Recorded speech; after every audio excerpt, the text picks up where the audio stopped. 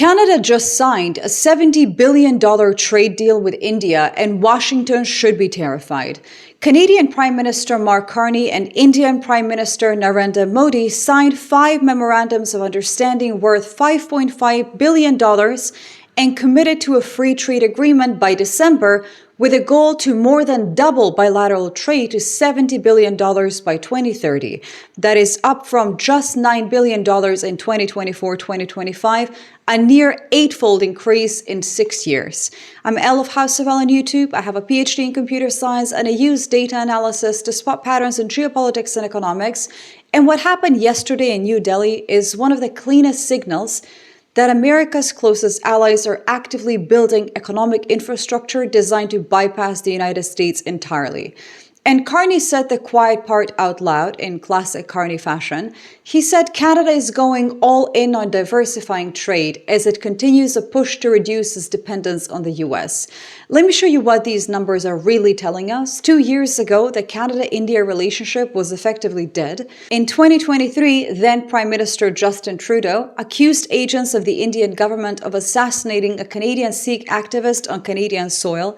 India rejected the accusations, both countries expelled diplomats, trade negotiations froze. Yesterday, it came roaring back to life. The reason isn't that diplomatic tensions resolved. It is rather that both countries needed alternatives to an unreliable United States.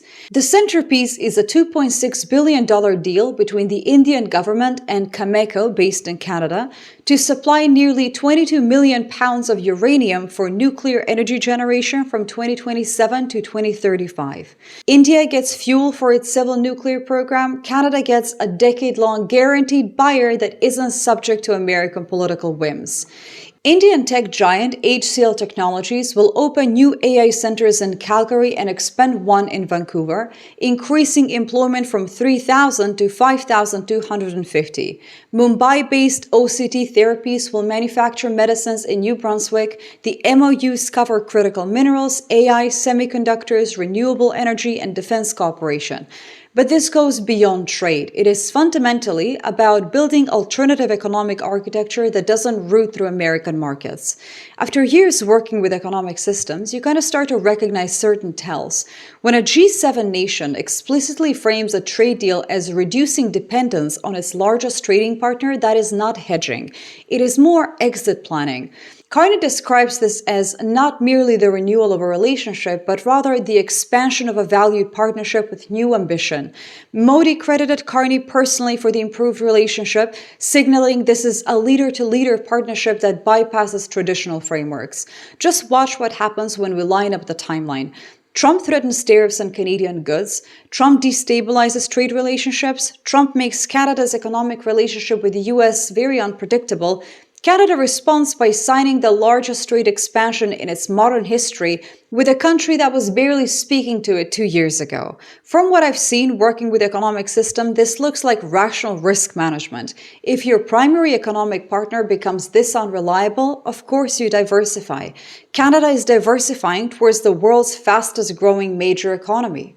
If you want to understand how to identify when surface-level diplomatic language masks fundamental power shifts like this, my book Awake, the Practice of Critical Thinking in an Age of Self-Lies walks through the exact framework for pattern recognition in geopolitics and wider. It's available as an ebook and audiobook. Subscribers get 10% off, and you can get the first chapter for free in the description. The detail that analysts actually care about is the free trade agreement timeline. Canada and India are targeting a comprehensive economic partnership agreement by December 2026. That is a hard deadline, with chief negotiators already meeting in New Delhi and terms of reference are being signed.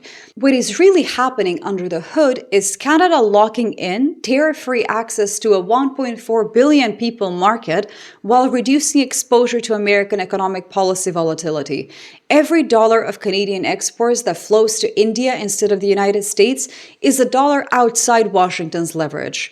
Critically, the agreements include cooperation on critical minerals, semiconductors, and AI, precisely the strategic sectors where the US has been trying to maintain technological dominance. Canada just signaled that it will build those supply chains with India instead.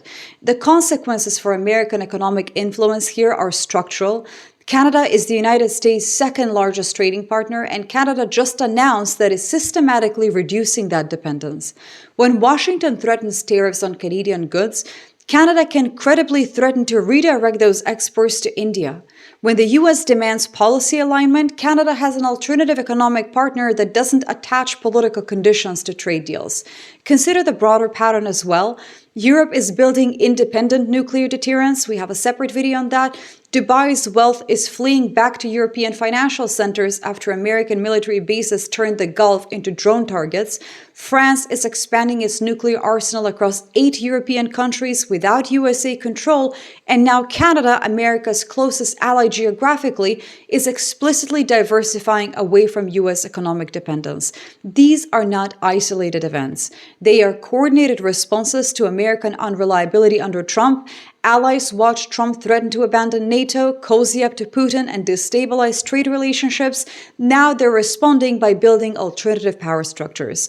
Both Carney and Modi agreed to advance bilateral cooperation on security and law enforcement, focused on curbing fentanyl precursors and transnational organized crime. That is security cooperation, traditionally an American-mediated framework, now happening bilaterally between Canada and India.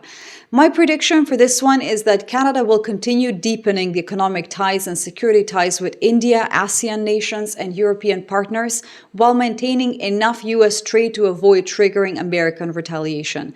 Probably within 5 years, Canadian economic policy will treat the United States as one important partner among several, not as the dominant gravitational force that it's been for the past century.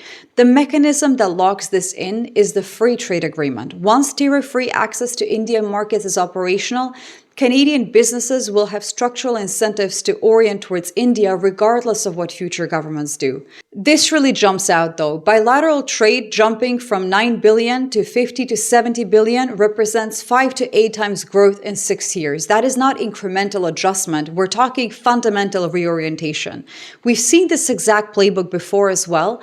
When Britain's imperial economic dominance weakened after World War II, Commonwealth nations systematically diversified their trade relationships toward regional partners and emerging economies. Canada is doing the same thing now as American economic hegemony fragments. The timing matters as well. This is happening while America slides towards stagflation not seen since the 1970s, with oil prices spiking from the new Iran war and recession risks mounting. We have a separate video on that. Carney is positioned in Canada to weather American economic instability by having deep alternative markets already established when U.S. consumer demand contracts. Trump's America First policies are directly causing America's closest allies to put America second. The more Trump threatens tariffs and makes American partnership unpredictable, the faster allies build economic infrastructure that doesn't depend on American markets. This is the largest bilateral trade expansion Canada has pushed since NAFTA. And unlike NAFTA, which tied Canada more tightly to American economic orbit, this deal is explicitly designed to reduce this dependence. Modi and Carney didn't just sign trade agreements, they actually announced that one of America's most reliable allies no longer considers American economic stability reliable enough to build its future around. And they're backing that announcement with $70 billion in commitments and a December deadline for tariff-free market access. When your second largest trading partner publicly declares it is reducing dependence on you, that is not negotiating position, it is strategic decision, and Canada just made it. If you want to understand how the USA's economic instability is driving these allied defections, check out my video on your screen right now on how the USA is entering its worst stagflation since the 1970s, the economic foundation for why even Canada is building alternatives to American markets. Thank you all so much for watching, subscribe, and I'll see you in the next one.